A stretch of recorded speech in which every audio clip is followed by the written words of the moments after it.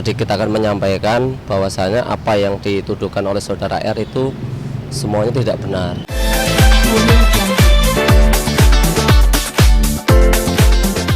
Ya, Kasih apa lah. Pak Gibadi mungkin ini sebagai lawyernya Rozi ini Siap. mungkin, ada update apa mungkin terkait kasusnya Rozi? Oke, terima kasih teman-teman dari media. Saya mengucapkan banyak terima kasih atas kerjasamanya. Saya di sini kuasa hukum dari Pak R ya. Sedikit akan menyampaikan bahwasanya apa yang dituduhkan oleh saudara R itu semuanya tidak benar. Nah, karena tidak benar apanya? Kemarin kita sangat kaget ya, kaget banget pas ketemu dengan ibunya beserta kuasa hukumnya. Kita klarifikasi di situ, sebenarnya ada apa sih gitu. Ternyata itu waktu bercerita ibunya sampai menangis gitu. Pak, itu sebenarnya apa yang dituduhkan oleh anak saya gitu, itu tidak benar semua, salah paham gitu. Sampai dia memohon jangan sampai anak saya diapa-apain, seperti itu.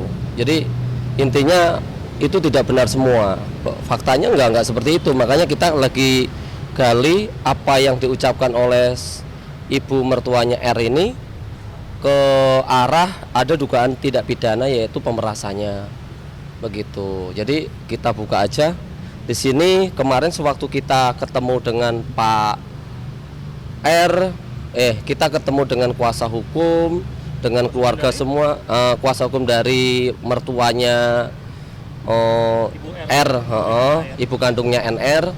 Kita ketemu klarifikasi, bener enggak, seperti apa, ceritakanlah yang sebenarnya ada apa. Jangan hanya satu pihak, klien kami merasa disudutkan, merasa dihujat, yang benar yang mana gitu. Nah, di situ bercerita semua bahwasanya itu tidak benar gitu loh, salah paham. Cuma dia meminta kepada saya dan keluarganya jangan sampai anak saya NR ini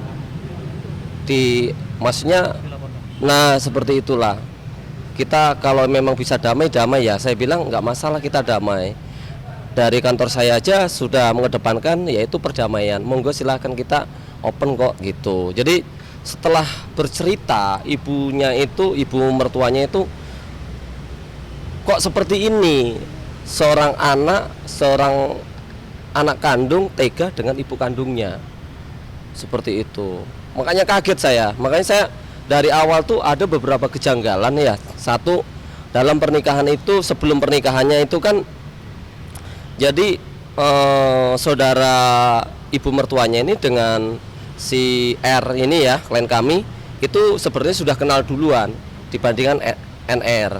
Makanya kenal duluan, punya nomor HP ya, seperti itu. Itu salah paham. Nah, dengan bukti chat itu yang diketahui oleh NR, nah bukti chat itu dipergunakan untuk menekan ibu kandungnya.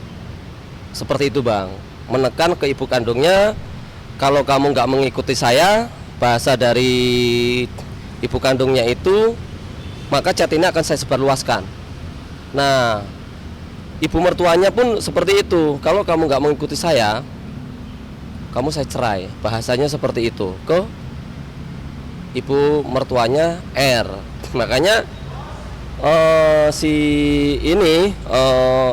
ibu mertuanya itu mengikuti apa yang diminta oleh saudara NR dan NS gitu, bapak mertuanya. Makanya dia mengikuti untuk mendekati klien kami saudara R. Singkat cerita, nah itu di situ ada kejanggalan akhirnya dia menikahkan.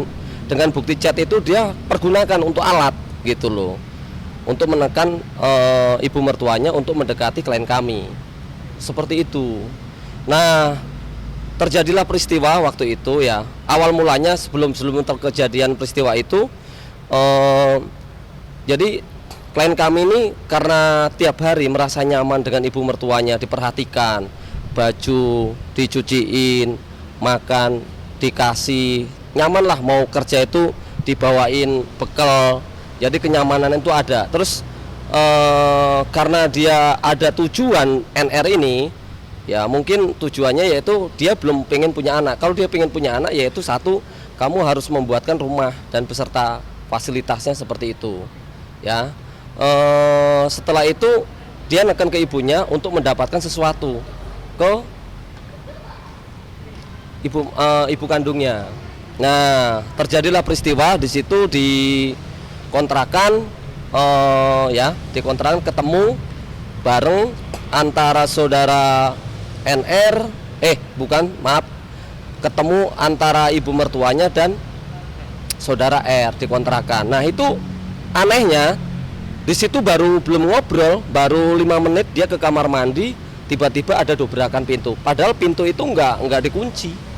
Seperti itu, ada dobrakan seperti ada rekayasa seperti itu. Nah, setelah didobrak, anehnya waktu ditinggal si Roji, klien kami ya, ibu mertuanya itu masih pakai baju, dia ke kamar mandi. Nah, tiba-tiba pas didobrak melihat warga itu ada 2 orang kalau nggak salah, inisial J dan S kalau nggak salah ya. Nah, itu dobrak melihat klien kami melihat warga itu kaget, ini ada apa gitu kan. Nah, akhirnya dia kaget juga kok ngelihat ibunya sudah nggak berpakaian. Katanya sih cuma dia kalau ditanya sih informasinya kemarin dia baru sholat begitu, cuma pakai ya seperti itulah. Nah, setelah itu dipertanyakan ada apa gitu.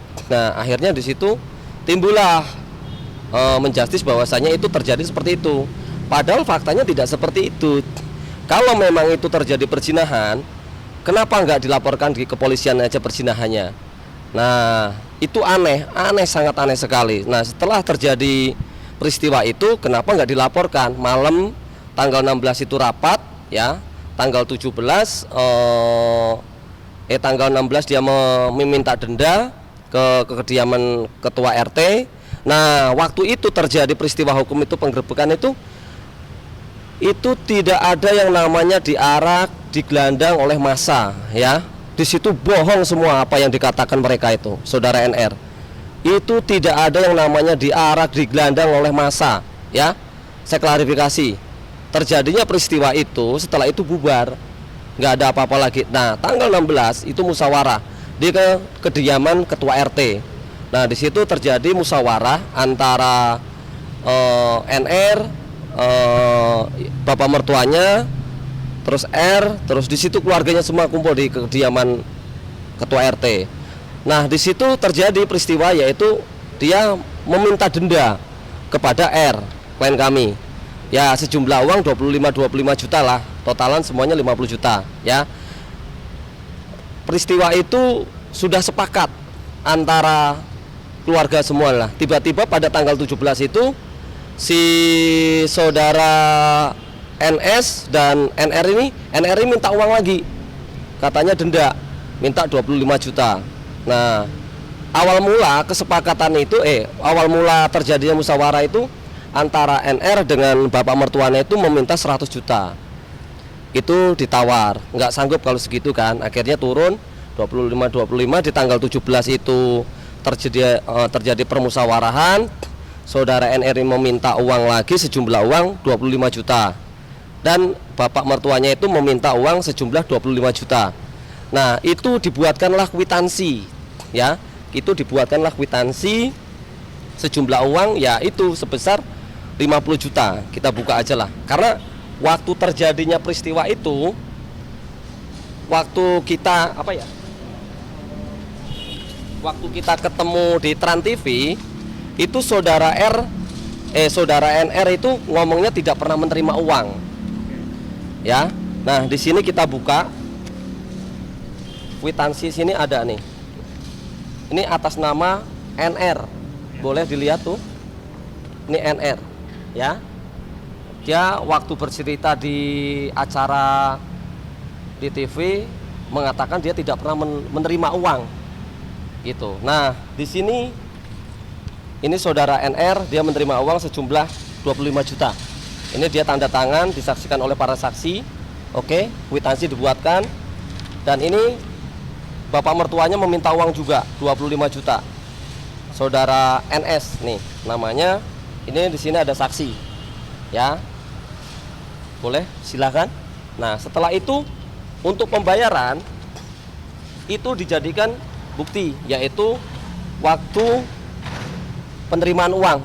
Nih, ini NR, ini bapak mertuanya, Nah ini keluarganya semuanya, ini uangnya nih.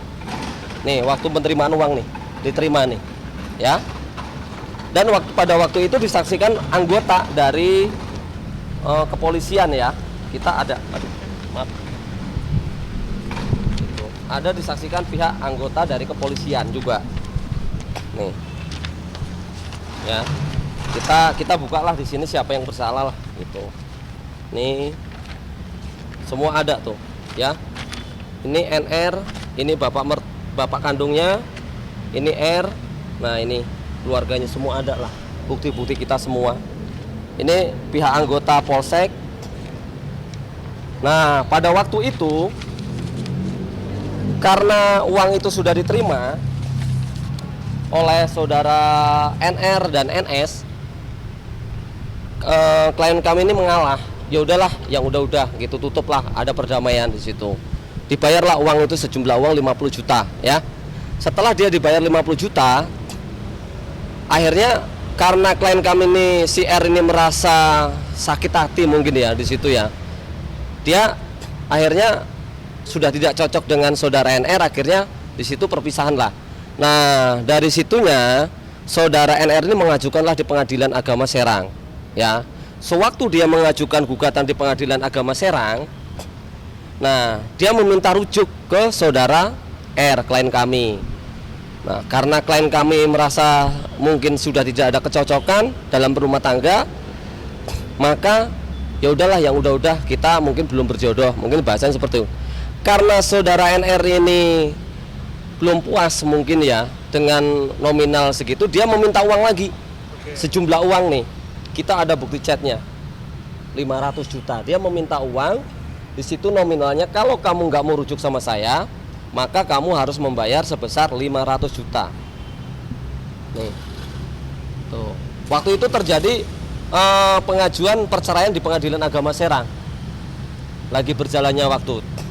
Nah, setelah itu karena posisi di pengadilan, dia nggak bisa penuhi klien kami karena kan uang dari mana 500 juta begitu kan. Bahasanya seperti itu. Nah akhirnya di situ terjadi peristiwa. Setelah putusan dari pengadilan cerai, dia tidak dapat apa-apa, dia tidak bisa rujuk. Nah dia mengirimkan bukti chat. Kalau kamu ini bahasanya Ros, tunggu kelanjutan berikutnya. Nah setelah ini barulah viral. Dia ngancam seperti ini nih bahasanya. Nih. Sip deh, bagus. Tunggu kejutan lainnya. Ya Rod gitu. Nih, kita ada buktinya. Setelah itu dia baru viral. Di media, mulai dari akun TikTok. Nah, karena posisi klien kami merasa di nama baiknya dicemarkan, kita diundang oleh keluarganya si R ini untuk membantu. Seperti itu, membantu dalam melakukan upaya hukum. Seperti apa masukannya? Ya kami memberikan solusi seperti ini loh, nanti arahnya seperti ini gitu.